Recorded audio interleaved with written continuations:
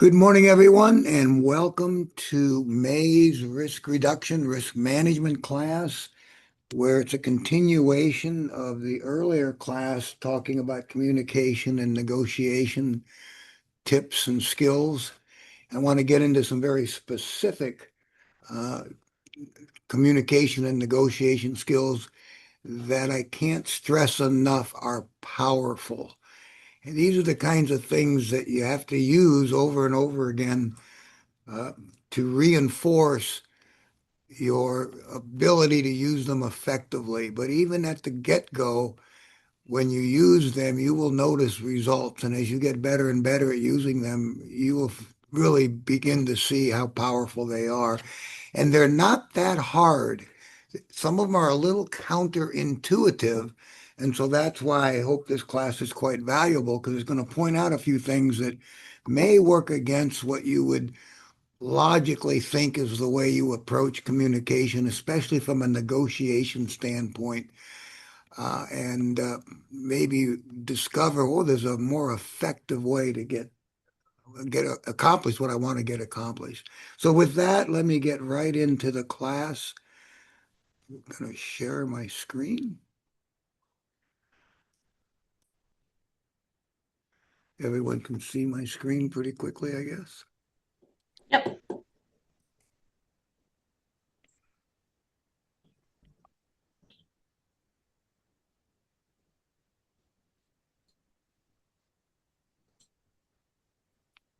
Hey, And I don't know Walt, what happened here. I thought I had done this. Let me go back. can you close that anti-spyware window on your lower right-hand corner? Yeah. Did it close? No. Well, now another window is open. There you go. All right. My screen is sharing, and let me get to the slideshow. All right, that look right? Yep. Okay, excellent.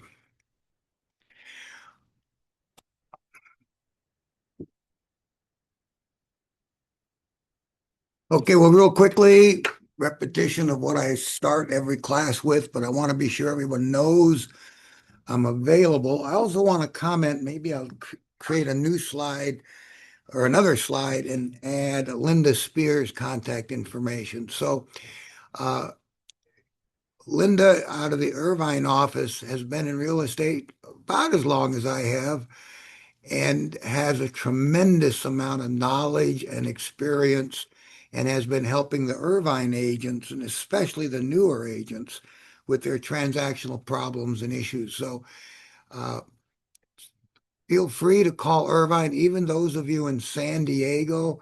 Maybe we'll put out an agent hub or an email to everybody what her contact information again is. The two of us work together pretty closely. Anything ever comes up that she has any questions about, she'll consult with me and vice versa. I talk with her.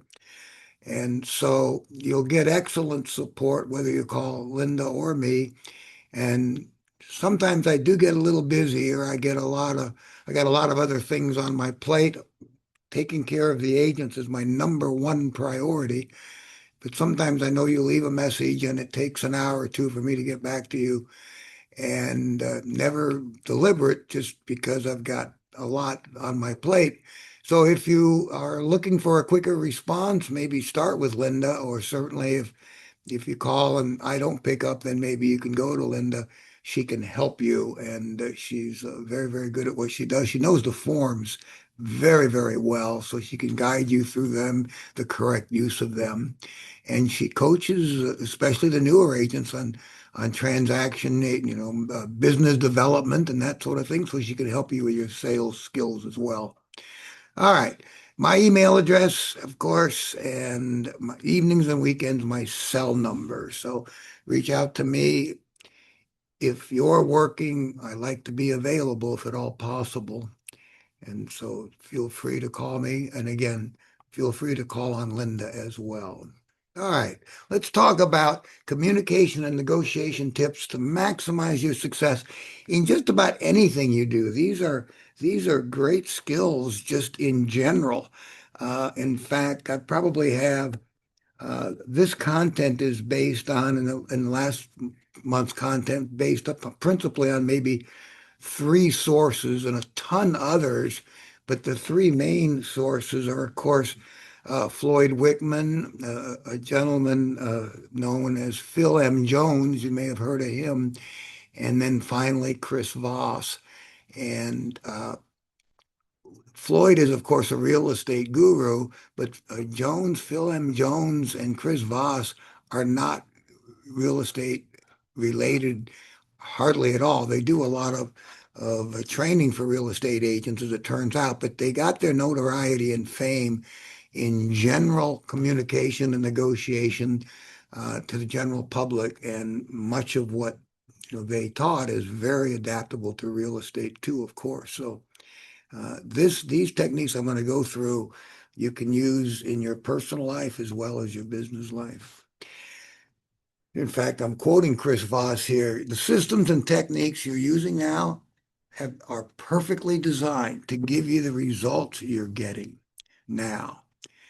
So what you're doing is getting you what you're getting. And if what you're getting is not as great as you'd like it to be, a few rocky roads, a few challenges, it might be that you want to change your approach, change especially your techniques that you follow to perhaps get better results. Adopt better systems and techniques. So communication is one of those techniques that if you're having trouble with a client, you're having trouble with the other agent, maybe adopting a different approach might give you better results. And the approaches I'm going to talk to you are time tested.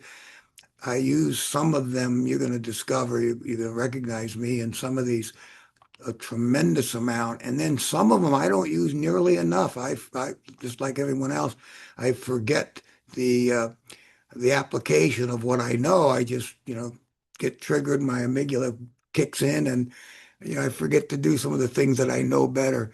The more you do them, the better you get at them. So maybe consider some of these to see if you can improve your results if you're looking for improvement. You've got some challenges with clients, you got some objection handling issues.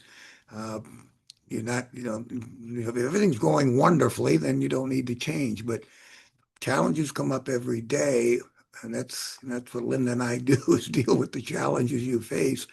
And although I like the job security, I'd like for you to have fewer challenges for your benefit. So let's look at some techniques that I can tell you are very, very powerful.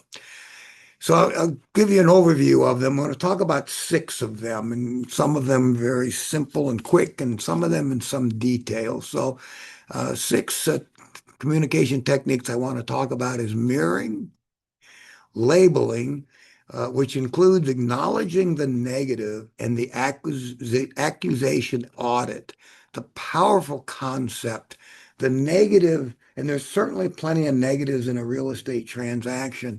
They are the elephant in the room, and not acknowledging them makes them bigger and a bigger problem. So you're going to like some of this material for how to acknowledge the negative as a means of dealing with the negative, and then the power of the accusation audit. I can tell you I use that from time to time, and it is powerful. Start with no. That's a concept that some of you know I preach all the time. Agents are yes addicted. Salespeople are yes addicted. And no is a far more powerful word than yes. And I hope I can illustrate that for you when I get into that material. The magic email question, a simple little technique that agents face all the time. They get ghosted. You meet somebody in open house, and now you've talked to them maybe a couple times, and now they're not returning your phone calls, your emails, your texts. So this is going to help you with that, I hope. Lead with the positive. That's just a nice technique. I'll show that to you as well. And then finally, we'll wrap it up. Very simple statement that the power of because. All right, let's jump into that. Let's talk about mirroring first. Now, when I'm talking about mirroring here, I'm not talking about mirroring body language. We've all been taught, if they lean forward, you lean forward. If they lean back, you lean back. You got to be kind of careful with body language because when people pick up on it, it becomes rather condescending, rather insulting. People don't like it if they think you're mirroring their body language. And I'm here to tell you, body language is important. I'm not telling you that this isn't important, but it's not nearly as important as you might think. And I'll tell you what it does do for me. And maybe if you think about it, it's what it does for you. It helps me when they lean forward or lean back. If I'm face to face with them, I do the same thing. I feel more in connection with them. Now, it doesn't remove the obligation that I have to do a whole lot more to connect. But body language has some power, but not nearly as much as the mirroring I'm going to be talking about. What I'm talking about is reflecting their words back to them. They say something and you say it right back to them. And I'll show you what that means in a minute. Some of you are very familiar with it. Some of you may have not ever realized how powerful this technique is. You don't think of it as a technique. It is extremely powerful. It's simply listening and repeating. You got to listen carefully. That's very important. You got to really hear what they're saying.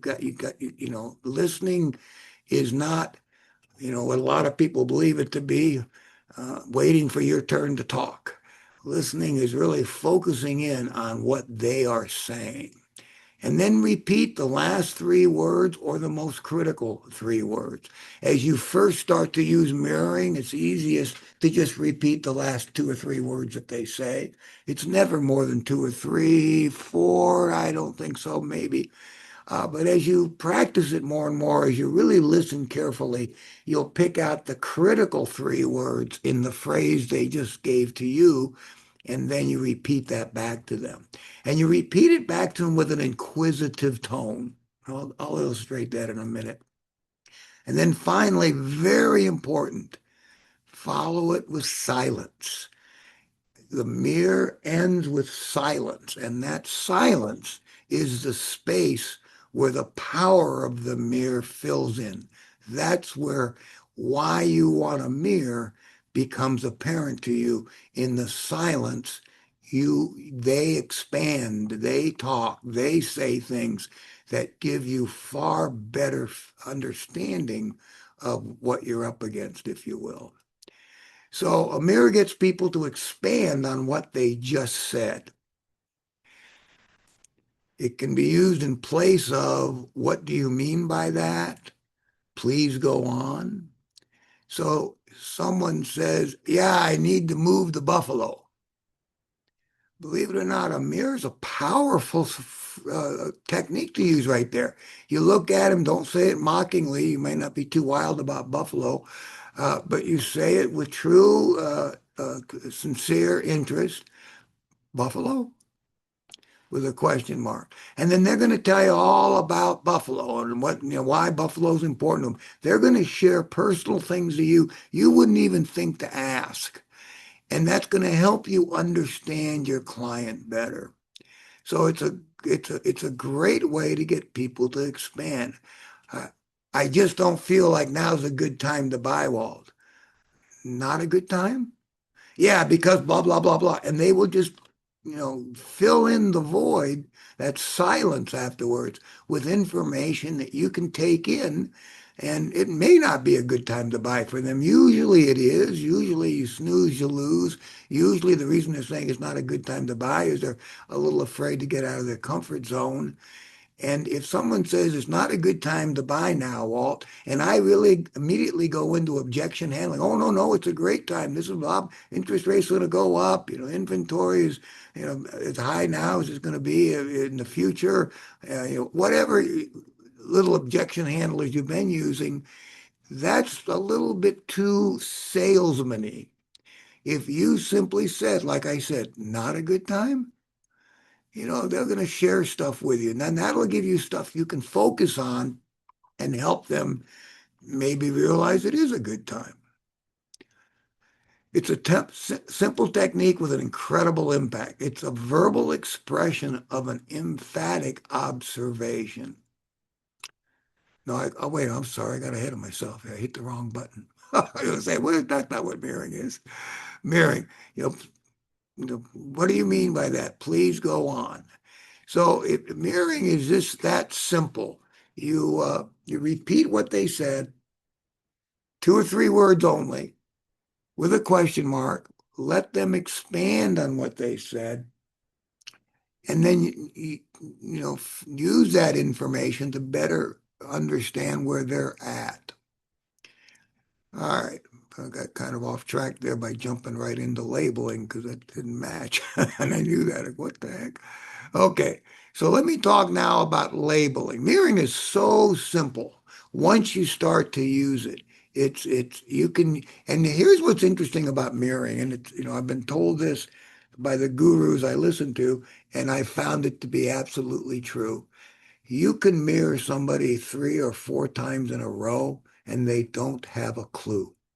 It doesn't sound like mirroring. You're going to be very conscious of it because you're deliberately doing it. They're not, they're going to think you're very conversational. You're very focused on what they're saying. You're interested in them. It's almost nothing but positive results out of mirroring. All right, now let's talk about labeling, the second technique. Now, labeling takes a little more effort, but it's not that hard either, and labeling will give you tremendous returns. It's a simple technique. It has an incredible impact. It's a verbal expression of an emphatic observation. So you are observing them. It's usually you're listening to them, but it can be, their body language. It could be you are seeing they look uncomfortable. And I don't get ahead of myself, but I'll just label that very quickly. It seems like you're uncomfortable. See, I verbally expressed emphatic. Empathy is not sympathy. Empathy is understanding. Uh, Sympathy is commiserating with them. Uh, so when you listen to people or you see people, use empathy to try to understand what they're saying, understand how they're acting. I can understand that. I see what you're doing here, kind of thing. And then you verbally express that observation. Like I said, you look like you're uncomfortable. Somebody snaps at you, sounds like you're a little stressed. Now, you got it. The tone's very important. I'll get into that in a minute. Okay. Now, it validates a client's emotions and feelings by verbally acknowledge them. When you say to somebody, sounds like this concerns you, seems like this is something you're worried about, you know, looks like, you know, see, when you say that, when you say that labeling, when you label it, you're acknowledging what you see them doing. Now, usually it's hard to label incorrectly. Well, I mean, it's not that hard. Let me rephrase that. It's not that hard to label correctly, but once in a while you may label incorrectly. Seems like you're upset. That works just as well because they will correct you. No, I'm not upset at all. Oh, no, no, no. I was just kind of excited. See, and they won't, your tone is everything, but they won't be upset with the incorrect label. In fact, that is a more sophisticated labeling, use of labeling. You deliberately label incorrectly. It seems like closing on this house just isn't that important to you. Oh, no, no, it's important. I just want, and then they will expand, just like in mirroring, they'll expand, and they will appreciate your observation if you label correctly, and they will correct you if you label incorrectly. So it's a no-lose technique. It gives emotions and feelings a name. You appear angry. You seem to be excited, whatever they're showing, they're demonstrating. This seems to be something you're concerned about. That you're naming what the emotions they're demonstrating. Now, labeling starts with you sort of got a handle on it from what I've just done with my examples here. It seems like, it sounds like, it looks like. Now, initially, if you're not real familiar with labeling, use the it word. It seems like, it sounds like, it looks like. As you get a little more sophisticated with labeling, and it's not that hard to be sophisticated, I think what I really mean is you get better at watching your tone because the tone is so important in both mirroring and labeling. You know, well, you seem mad. See, that's terrible tone. You seem mad. That's a good tone. So when you have the tone down, when you begin to feel like I get the tone, I understand, you can replace it with you, and it'll work even better. But it is just fine. It seems like you're upset. You seem to be upset. And that's not a challenge. That's sort of a question mark. Especially if I'm not. I have no clue why they're upset. Okay. Now the third one, it feels like, seems like, sounds like, looks like, feels like. Those are how you start with labels. Now it's followed by silence, just like mirroring.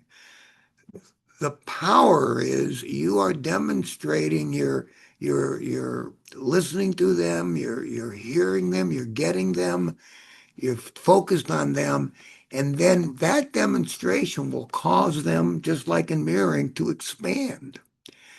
So labeling, the power of the label is in the silence after, it seems like you're not too happy about this. Now you're silent. You don't, it's a simple statement. Don't go on and on and on because you shouldn't be unhappy because this is nothing wrong with this. And don't start trying to sell. Just make your observation. And I've done it enough now. I don't need to sample, but it sounds like trust is important to you. So you have somebody, what are you looking for in an agent? I want an agent who I can rely on, who when I make phone, when I call them, they call me back. And, had a bad experience with an agent one time. One of my best referral clients, some of you know the story, his first words out of his mouth were, well, I got to list my house. I don't want to. And I mirrored, you don't want to? You know, it came into the office to list his house. This was back in the day when people used to go to real estate offices. Yeah, I'm here to list my house. He came to the office, walk in. Okay, well that's great. Yeah, I don't want to. So I mirrored. You don't want to? And then he said, yeah, real estate agents are a bunch of crooks, and I don't really look forward to dealing with crooks. That's literally the first relationship with this guy standing in the lobby. Now, I was smart enough not to respond to that. I was kind of shocked that he would bother coming to the office just to call me a crook. So I was kind of curious about it. So anyway, to stay on track here, when I talked to him a little bit and I understood what his concern was about real estate agents, I was able to label it. I was able to say to him, sounds like trust is important to you. And uh, that's the followed by the pause, they respond. Now, in labeling, a lot of times when agents first label, they will label incorrectly, and it will not work if you label incorrectly. What I mean is you can mislabel. That's not labeling incorrectly. Seems like you're angry, and they're not, is a mislabel. It's not an incorrect label. And what do I mean by incorrect label? Sort of semantics on my part, I realize. An incorrect label is an observation that puts you in the situation. I'm hearing, I'm seeing, I'm feeling. Well, I feel like you're really mad at me. That's not labeling. You seem really mad at me. That's a label. Leave I out. It makes the label about you. And it's not about what you're hearing, it's what they're saying, you know? So it's about them. Leave the I out of an incorrect label has the word I in it. Labels correctly used do not have the word I, they have the word you. It's not about you, the I, kind of weird. It's about them, the you. See, by you, you're talking to somebody. Hope I haven't got you mixed up in a little twist of words there. So so be sure to label their feelings, not your feelings. What they're saying, not what you're hearing. You know, what, okay. All right. Labels can be used to get information without being intrusive or threatening. Very important, as you all know, in real estate, we need to ask our client a bunch of questions. We need to understand a lot about them, their motivations, their concerns.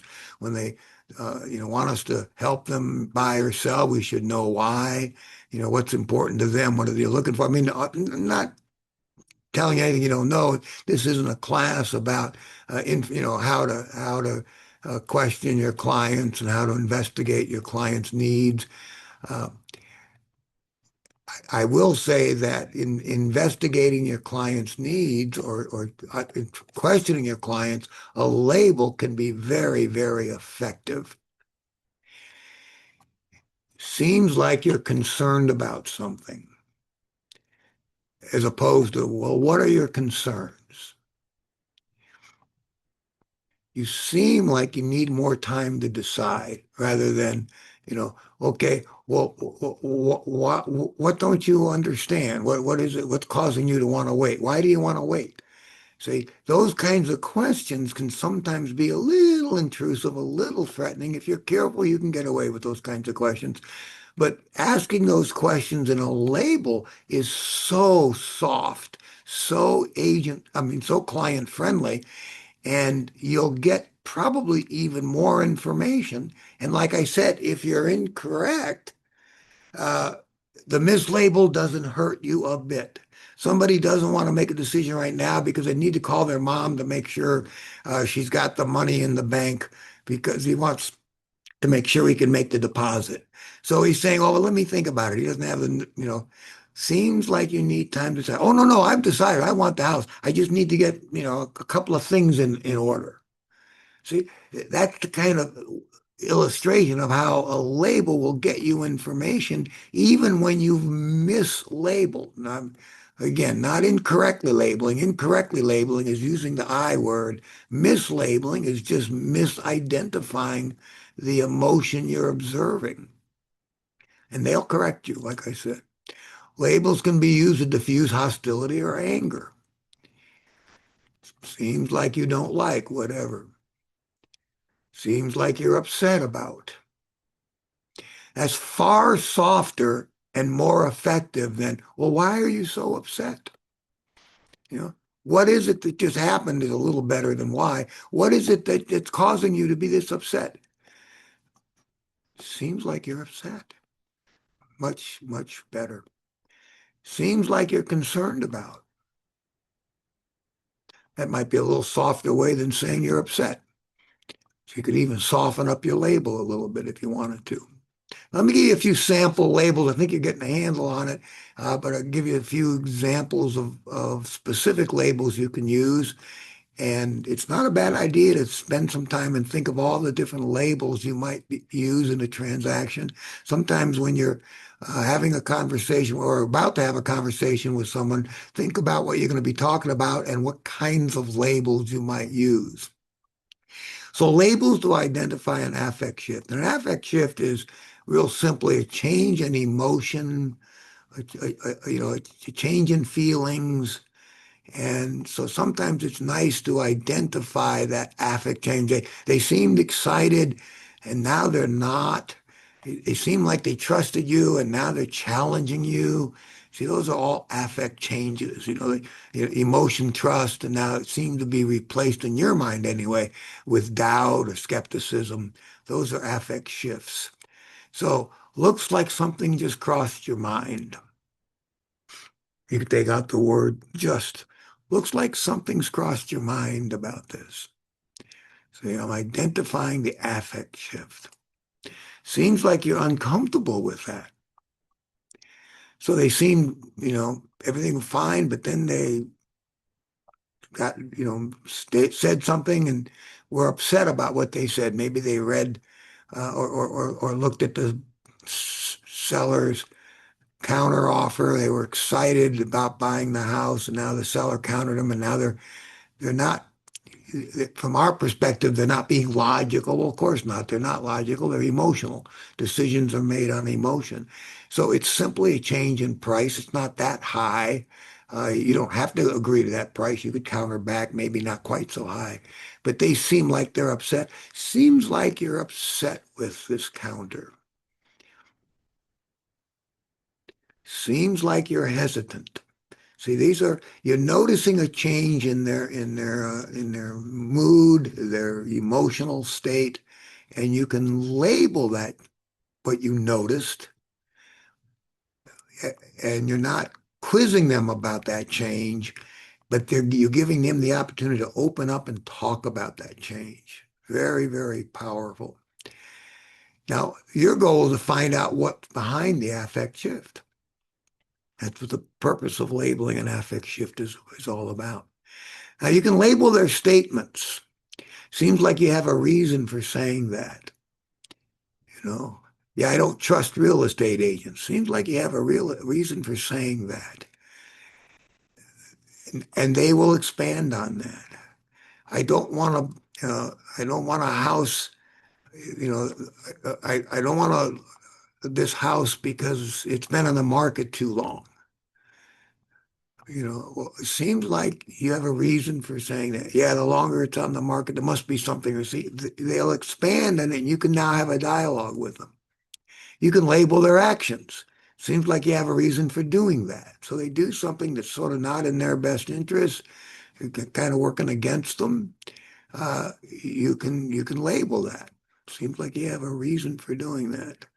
Uh, you list a home, you put it on the market. It's on a lockbox, but call first, and you call. No, no, can't show it. No, I don't want to show it now. No, no, no, no, not now. No, no. Seems like you have a reason for not wanting your house shown, and then they'll expand on that, and you can deal with what their answers are. Label. You can use a label when you're at an impasse. Sound like there's nothing I could say to get you to change your mind.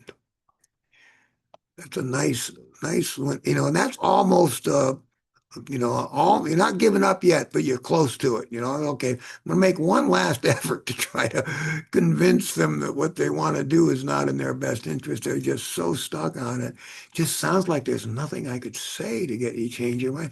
And again, repeating myself, I know, but they will expand on it. That's the whole point. Mirrors and labels give them the opportunity to fill in the gaps. That's why the silence is so important, because they'll fill it up with words most of the time. Sound like there's nothing I could do to get you to change your mind.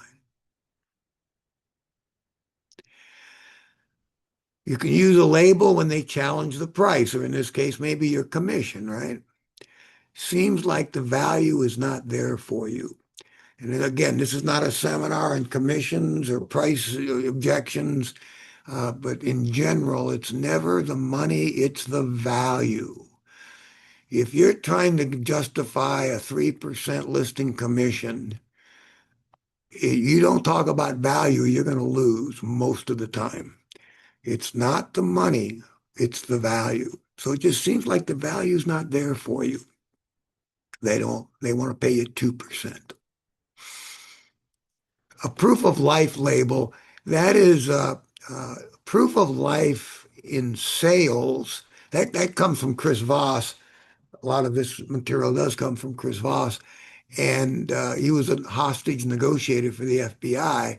And whenever people were holding hostages or kidnapped victims, one of the things they needed to do is have some sort of proof of life. How do we know the victim is still alive, still healthy? Is it, and so, how do we know we have somebody to negotiate to get back? That's the literal proof of life. In sales, proof of life is, how do I know there's a deal there? How do I know these people aren't just, going to open houses because they got nothing better to do, getting, design ideas for their house, checking up on their neighbor's house. No, they have no intention of buying a house or listing their house. A lot of times neighbors go to their neighbors because they're thinking of selling and they want to get an idea of what their house looks like compared to their neighbors for pricing purposes. Sometimes they're just curious. So proof of life in sales is there a transaction to be had there? So sounds like or seems like you're not ready to make a commitment. If you're trying to get somebody to take action and they don't, you've shown them several houses that perfectly meet their needs and they're not buying it. Uh, are they going to buy a house? Are they just, daydreaming? I mean, are they, dreaming about, boy, it'd be nice to buy a house, but I'm not ready to buy. I don't want to buy, not now. Uh, Sounds like you're not ready to make a commitment. Seems like you're still shopping around. Label to use when they want to think about it. I think most of you have heard that before. So seems like you have some questions. You could ask, okay, what is it you want to think about? And I can tell you, as somebody who never took the I want to think about it as the end result, I was pretty good at figuring out what they wanted to think about. This is far easier than trying to explore, well, what is it you want to think about? You got to be kind of careful when you ask that. Well, everything. Well, none of your business. I'm just not ready yet. Say, sounds like you have some questions. And then they will expand on that. Now, one of the concepts of labeling is the power of labeling labeling the negative. Labeling a negative, when there's a negative in the situation, labeling it diffuses it. A lot of that's kind of counterintuitive to a lot of salespeople. If I acknowledge the negative, I am not diffusing it. I mean, I am not enhancing it. I am diffusing it. Acknowledging the negative is the first step to diffuse the negative. I'll tell you what enhances the negative is denying the negative. When you deny the negative, you reinforce the negative. It's sort of like, don't think about pink elephants. Okay, every one of you have got a pink elephant in your brain right now because it's just about impossible to tell somebody what not to think about. And in communication, this might be one of the best techniques in this session. I think there are some other pretty good ones, but this is powerful. In communication, our concern is they may perceive us to be pushy. They may perceive us to try to talk them into something. And so we say what I'm going to, with love, say, we stupidly say, and I've done it too, I don't mean to be pushy. That's denying it. You have just enhanced your pushiness. In their brain, here's what they're thinking. Okay, here comes the push. I don't mean to be rude. Okay, here comes the rude. Here's this next statement. It's going to be a rude one. Okay? So denying a negative is not a good technique at all. Acknowledging the negative is a powerful technique. And you can acknowledge the negative in communication with what's called an accusation audit. Imagine when you're going to talk to somebody, I'll tell you, this works powerfully when people don't want to talk to you anymore. I mean, they hang up on you.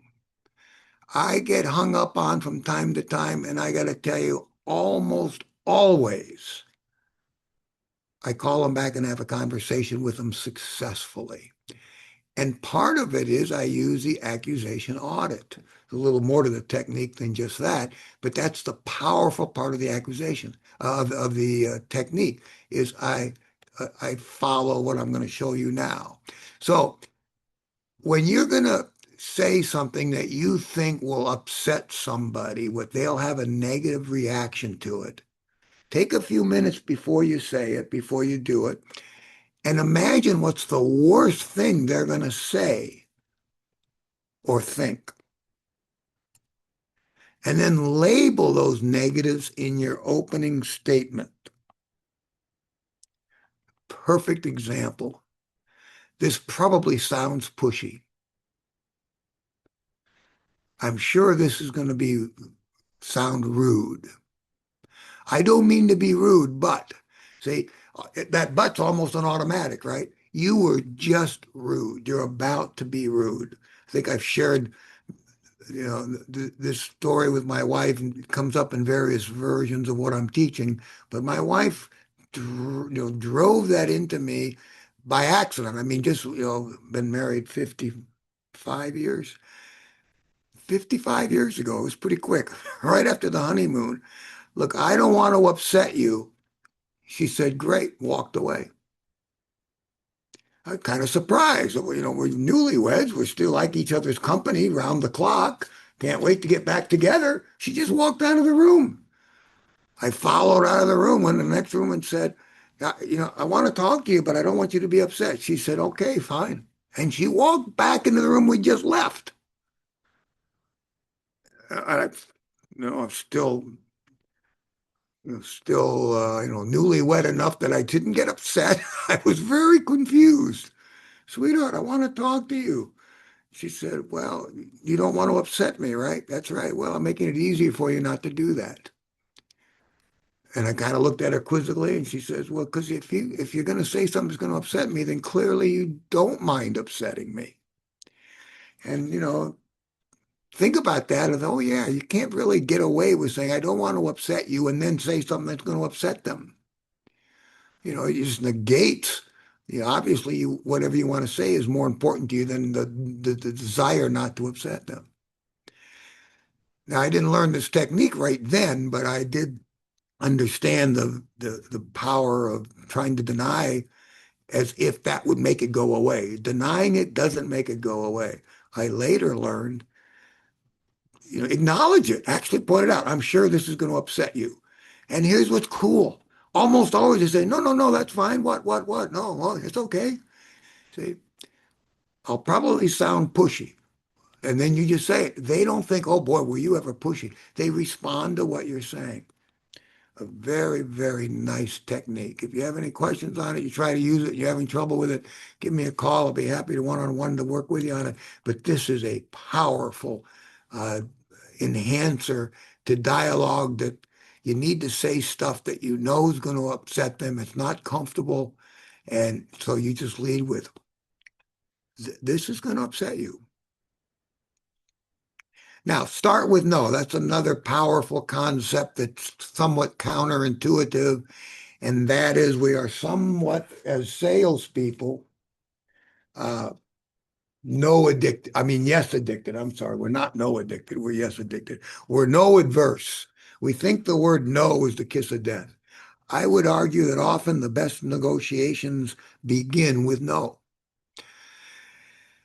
See, driving for a yes comes off as people feeling cornered, does come off as being pushy, causes them to put up their defenses. When you drive hard for a yes, especially too early in the relationship, you damage the relationship. Early in a relationship, people are going to be very uncomfortable saying yes to you. It's just not easy for them to do that. They don't like doing it. If they're polite, they may say yes and not mean it, but they're going to be uncomfortable. Once they know you and once you have a relationship with them, getting a yes is far easier. But when you don't have a deep relationship with them, you want not to try to get yeses. they're more comfortable saying no. So calibrate a question that the response will be no, and the no will get you what the intent was if they said yes. I'll give you a simple example. I mean, would it be okay if I come over tonight, take a look at your house? See, that means a yes. And, well, not really, not clean.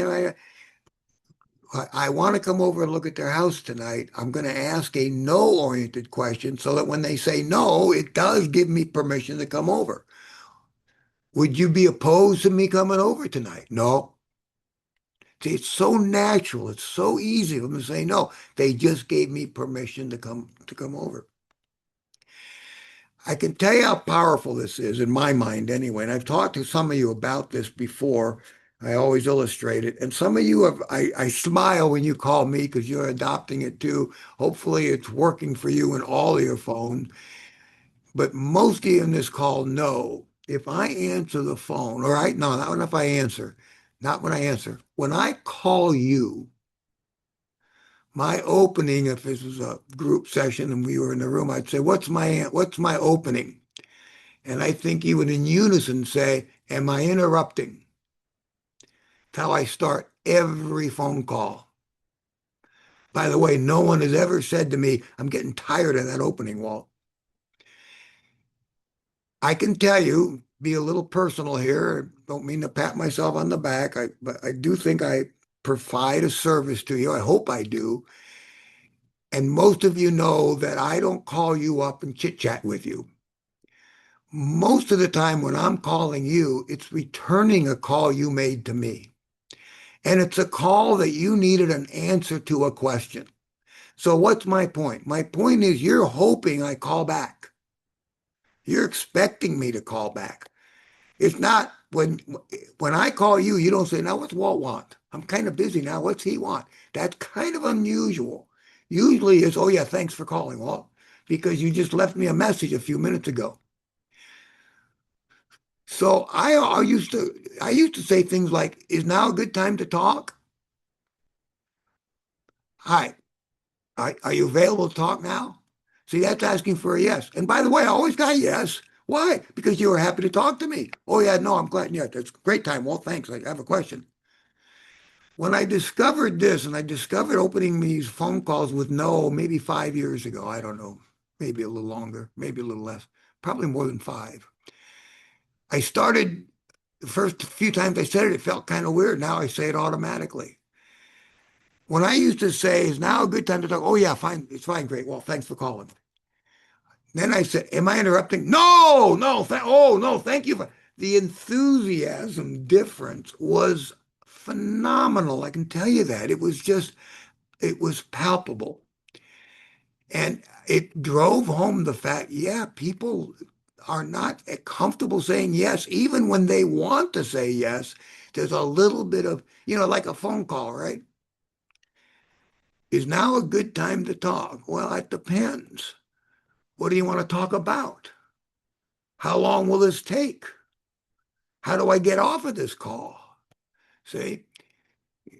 So the yes carries with it a little bit of commitment, and that little bit of commitment, even if it's minor, is still somewhat uncomfortable.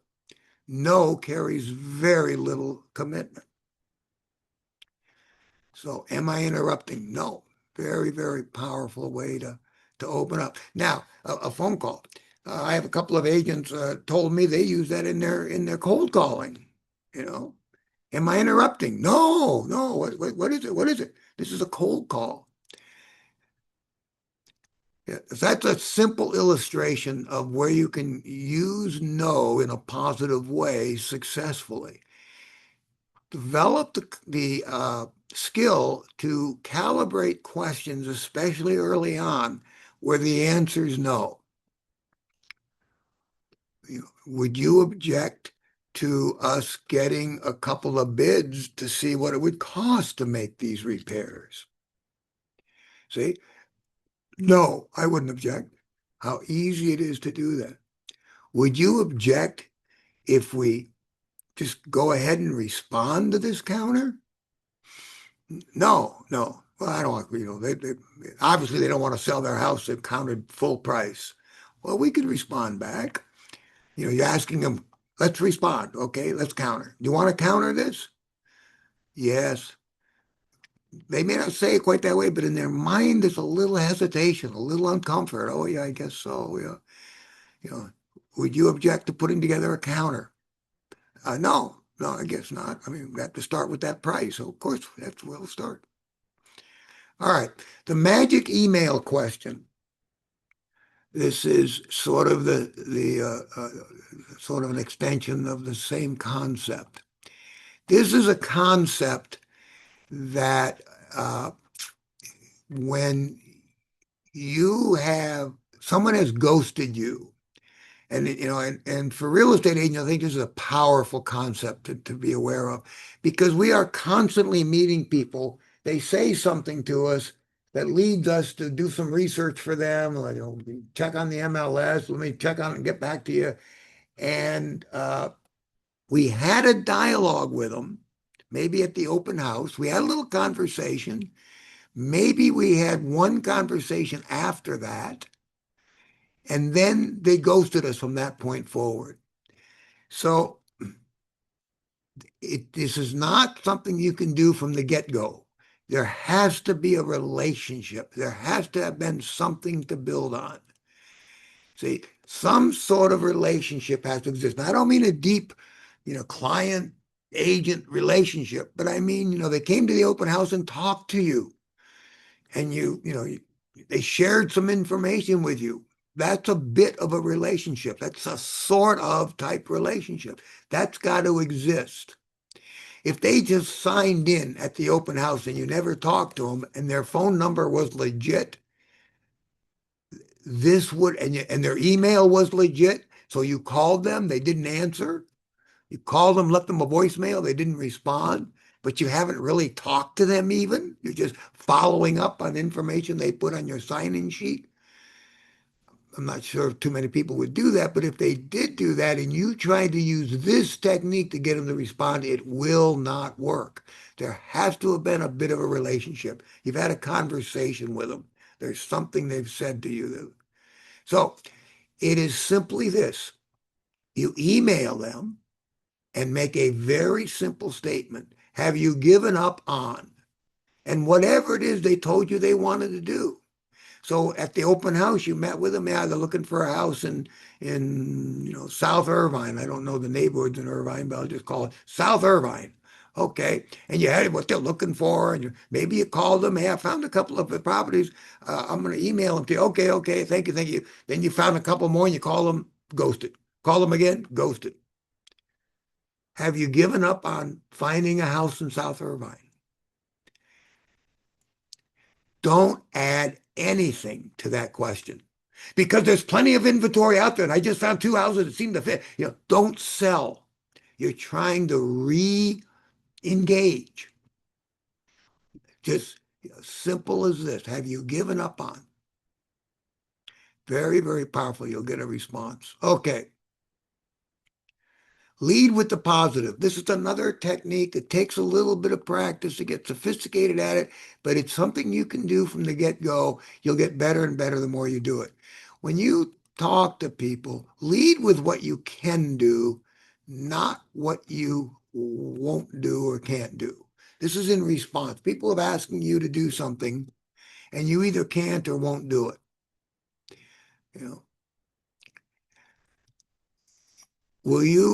Will you consider listing my house for 2%?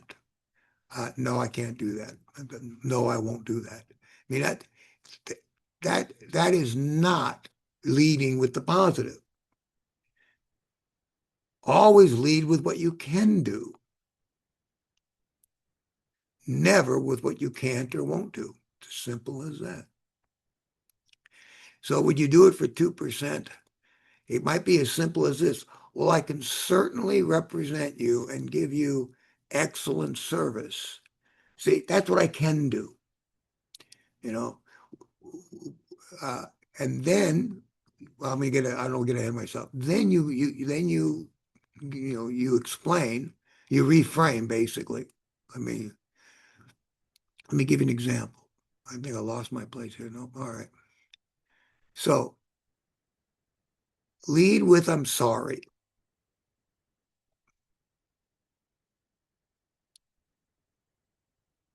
When I have to do something, what is it? All right, I'm sorry. All right. When you're turning someone down or delivering bad news, don't tail it with I'm sorry. Don't tag I'm sorry at the end. Lead with I'm sorry. Always start with I'm sorry. So you lead, and believe it or not, that is positive. It's far more negative to say, I'm not available on Sunday. I'm sorry. See, that's negative. The positive way to say that, I'm sorry, I'm not available Saturday. I can make it Tuesday. So lead with I'm sorry. Don't end with I'm sorry. I'm sorry, I can't do that. What I can do is blah, blah, blah. Lead with agreement. When you get pushback from your client or your prospect, lead with I agree, even though they're pushing you back.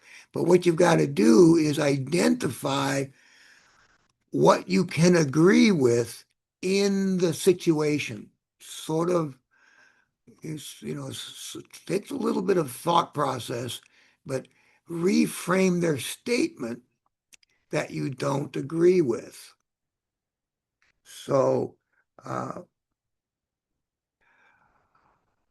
are you willing to, uh, I'm trying to think of a good example here real quickly. I'm looking at the clock and I'm almost ready to wrap this up. But sometimes, for example,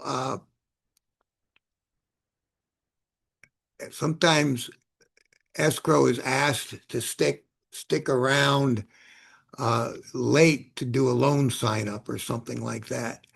And maybe they can't because they got an appointment, they just can't do it.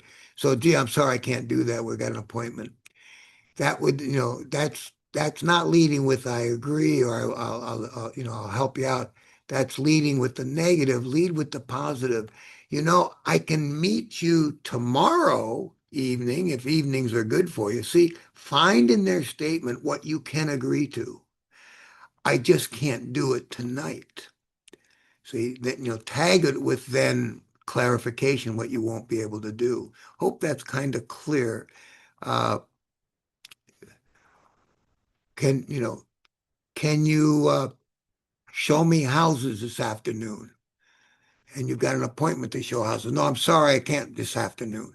See, on a scale of 1 to 10, it's not a 10. It's certainly a 2 or a 3 or a 4, maybe a 4. But but two, threes, and fours add up to 10 after a while. So the more you can avoid things like, no, I'm sorry, I can't show you this afternoon. How about tomorrow instead? Much better with, I could show you the property tomorrow. See, lead with what you can agree to, not what you won't do. Maybe it's we want to respond to their question. Can you meet me this afternoon? No, I can't. We're so anxious to respond to that question. I can appreciate that you want to respond to the question, but think about you're leading with the negative when you do that. And the tip is don't lead with the negative. Find a positive in what they're asking and lead with that. Can I meet you this afternoon to see that house? I can meet with you this evening.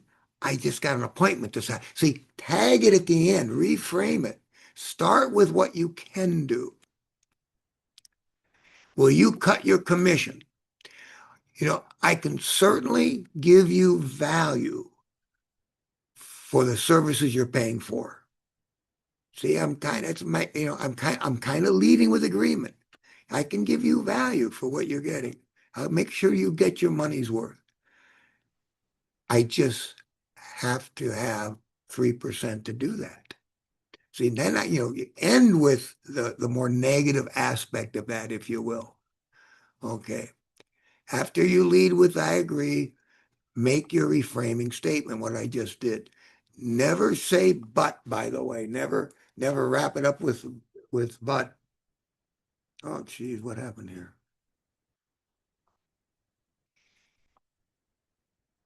Oh my gosh, hold on.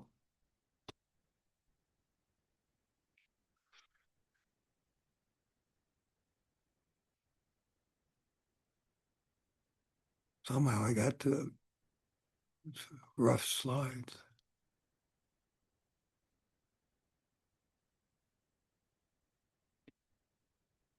There we go.